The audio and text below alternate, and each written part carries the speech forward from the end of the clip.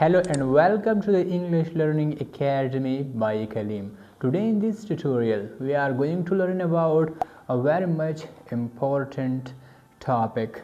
ग्रान को तुमको नर पति वीडियो की बमूंग the English language डेर इंतहाई important डेर इंतहाई essential topics दको चिरागे पे मदद सर अस्तासु English डेर ज़्यादा improve के देशी अस्तासु पे English के लगना और डेर ज़्यादा तब्दीली रातले शी लगना और डेर ज़्यादा بدلون راتلی شي او بل خبره که چېرته تاسو له دغه سنټنسز درځي نو بیا زه تاسو ته چیلنج سره وایم چې تاسو به بالکل روان انګلیش وایي خو که چېرته تاسو له دغه سنټنسز نه درځي نن په دې ویډیو کې چې کومه امپورټنټ سنټنسز مونږ زده کوو نو بیا د دا خبره هم په ګارانټۍ سره کومه چې کله هم تاسو انګلیش وایي نو بس د دې سنټنسز نه درتللو په وجه به تاسو په انګلیش کې سټاپ کیږئ یعنی تاسو به سټک کیږئ نو بس ګرانو کتونکو که چېرته په حقیقت کې تاسو دا خواهش وي چې مونږ چا سره په انګلیش کې روانې خبرې وکړو نو بیا نننۍ ویډیو ستاسو دپاره 100% پرفیکټ ده نو بس ګرانو کتونکو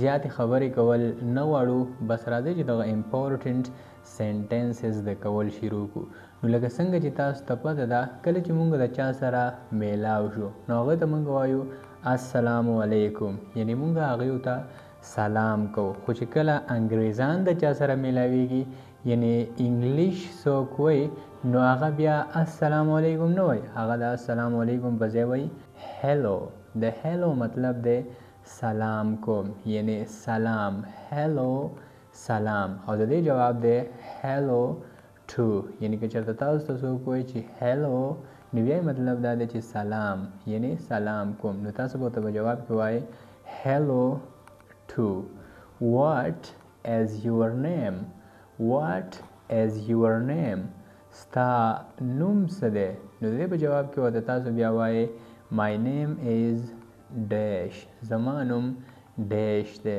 په دې ډیش کې په دې خالي ځای کې چې ستاسو څه نوم وي نو تاسو پکې بالکل هغه لګولی شئ او بیا د دې نه پس به بیا تاسو تپوس کوئ یا به ستاسو نه تپوس کېږي چې how are you د how are you مطلب دا دی چې ته څنګه نو په جواب کې به تاسو وایئ I am great یا am great مطلب دا دی چې زه ډیر ښه یم تاسو بالکل داسې هم ویلی شئ am fine هم مطلب دا دی چې زه ښه یم am okay بیا مطلب دا دی چې زه ښه یم am great تاسو بالکل داسې ویلی شئ where are you now where are you now ته اوس چېرته یې am at home now am at home now مطلب دا دی چې زه اوس کور کې یم am inside mean زه دننه یم یعنی زه دننه یم am outside mean زه بهر یم am on my way مطلب دا دی چې زه په لاره یم what time is it the what time is it مطلب دا دی چې څو بجې دي یعنی څه ټایم دی اکثر خلک چې کله دا پوښتنه کوي نو what is time نه what time is it مطلب دا دی چې اوس څه ټایم دی یعنی اوس څو بجې دي where is she هغه چېرته ده she is at school هغه په سکول کې ده she is at ground هغه په ګراوند کې ده she is at park هغه په پارک کې ده what is she doing هغه څه کار کوي یعنی اوس هغه لګیا ده او څه کار کوي she is playing football هغه فوټبال کوي she is playing football هغه فوټبال کوي she is reading the book هغه کتاب لولي what do you want مطلب دا دی چې ته څه غواړې what do you want ته څه غواړې what do you need تا د څه څیز ضرورت دی. what do you need تا د څه څیز ضرورت دی. I need something ما ته د څه څیز ضرورت دی.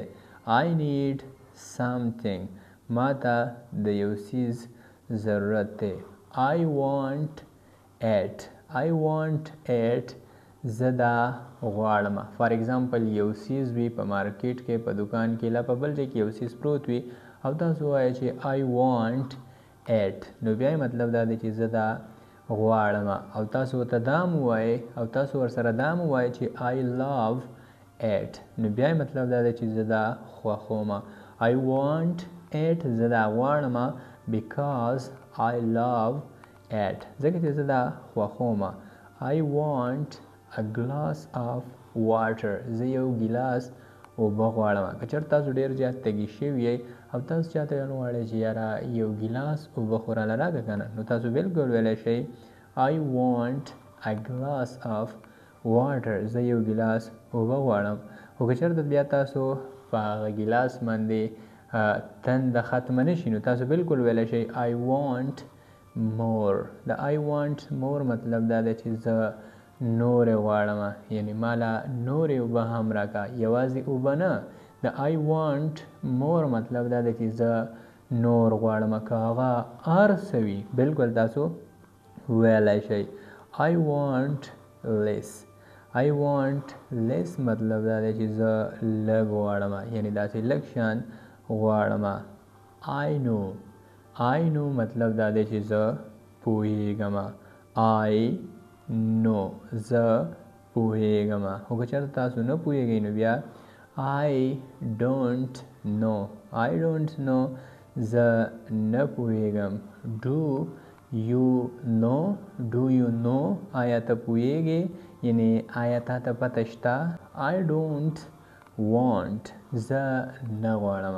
I don't want a glass of water زه یو ګلاس اوبه نه غواړم. I don't want your motorcycle زه ستا موټرسایکل نه غواړم. What do you know mean ته په څه پوهیږې. که چېرته تاسو چاته ویل غواړئ چې ته په څه پوهیږې مړه نو بیا بالکل تاسو هغه ته ویلی شئ what do you know ته څه پوهیږې. anything else mean نور څه پکار دی. anything else یعنی نور څه که چېرته تاسو چاته ویل غواړئ چې نور څه فار ایگزامپل تاسو یو چاله سامان ورکئ یو څیز ورکئ بل څیز ورکئ نو بیا تاسو بالکل تپوس کولی شئ چې anything else نور څه پکار دی. دا کوېسچن اکثر په ریسټورنټ کې خلک کوي یو شاپ کیپر دکانداری کوي anything else یعنی نور څه پکار دی. که چېرته تاسو هم داسې قسم له پوښتنه د چا نه کوئ چې نور څه پکار دی نو بیا بالکل تاسو ویلی شئ anything else. can you do it مطلب دا دی چې آیا ته دا کولی شي. فار ایگزامپل یو کار وي او تاسو چاته ویل غواړئ چې آیا ته دا کولی شي د دې لپاره بالکل تاسو هغه نه په انګلیش کې پوښتنه کولی شئ can you do it مطلب یې دا دی چې تاسو دا کولی شئ یعنی ته دا کولی شئ. can I do it آیا زه دا کولی شم. can I do it آیا زه دا کولی شم. can I go آیا زه کولی شم چې لاړ شم. can I go آیا زه کولی شم چې لاړ شم.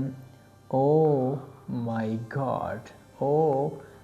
god مطلب دا دی چې آو زما خدایا زما خدایا یا آو زما خدایا. خو تاسو د دې لپاره دا هم ویلی شئ oh my goodness د oh my goodness هم مطلب دا دی چې او زما خدایا. oh my god هم ویلی شئ زما خدایا او oh my goodness هم ویلی شئ. see you later د see you later مطلب دا دی چې بیا به میلاویږو یعنی وروستو به ګورو. please like this video مهرباني وکئ دا ویډیو لایک کئ. and if you want to learn English through Pashto language within 2 months. So this is the best channel for you. Please subscribe this channel for learning English. او مطلب دا دی که چېرته تاسو غواړئ چې تاسو صرف او صرف په 2 میاشتو کې انګلیش زده کئ په پښتو کې، نو بیا ستاسو لپاره دا بهترین چینل دی. بس انګلیش په پښتو کې د زده کولو لپاره هم په دې ځای زمونږ د یوټیوب چینل سبسکرایب کړئ. او ګرانو کتونکو، اوس د ویډیو په اینډ کې زه یو 3 سینټنسز تاسو ته په پښتو کې وایم او تاسو بالکل هغه د پریکټس لپاره انګلیش ته ترانسلیټ کړئ. په کمنټ سیکشن کې هغه ولیکئ. په اول نمبر باندې دی آیا زه ستا موبایل استعمالولی شم؟ یعنی فار ایگزامپل تاسو د چا نه تپوس کوئ چې آیا زه ستا موبایل استعمالولی شم؟ क्या मैं आपका मोबाइल इस्तेमाल कर सकते हो؟ په اول نمبر به تاسو دا سینټنس انګلیش ته ترانسلیټ کړئ. په دویم نمبر باندې به تاسو دا انګلیش ته ترانسلیټ کړئ. فار ایگزامپل کله تاسو د چا نه تپوس کوئ چې نور څه، یعنی نور څه پکار دی، یا نور څه یعنی په یو دکان کې تاسو په یو هوټل کې یا په یو بل ځای کې تاسو د چا نه تپوس کوئ چې نور څه پکار دی یا نور څه لګي، نو دې نه به نو د دې لپاره به تاسو په انګلیش کې څه وایئ. او په آخري نمبر باندې لکه څنګه چې موږ په اول نمبر باندې زده کړه، موږ وویله چې د سلام لپاره په انګلیش کې استعمالیږي هیلو. نو ستاسو نه کوېسچن دا دی چې آیا یو بل داسې لفظ دی، یو بل داسې ورډ شته چې هغه هم په انګلیش کې د سلام لپاره استعمالیږي؟ که چېرته یي نو بیا په هیلو او په هغه بل ورډ کې څه فرق دی، د هغې ایکسپلینیشن به وکئ، هغې تفصیل به ولیکئ. بس دغه 3 کوېسچن دي ستاسو نه. په اول نمبر باندې آیا زه ستا موبایل استعمالولی شم؟ په دویم نمبر باندې نور څه یعنی نور څه لګي، او په دریم نمبر باندې کوېسچن دا دی چې آیا د سلام کولو دپاره د هیلو نه علاوه یو بل ورډ یو بل لفظ استعمالیږي، یعنی شته داسې لفظ او که نه، او که چېرته شته نو بیا هغه ایکسپلین کوي چې په هیلو او په هغه بل ورډ کې په هغه بل لفظ کې څه فرق دی. ګران کتونکو، د ویډیو کتلو یو جهان مننه. د نیکسټ ویډیو پورې په الله سپارم. د لوی الله په امان. تھینک یو سو مچ. تھینک یو.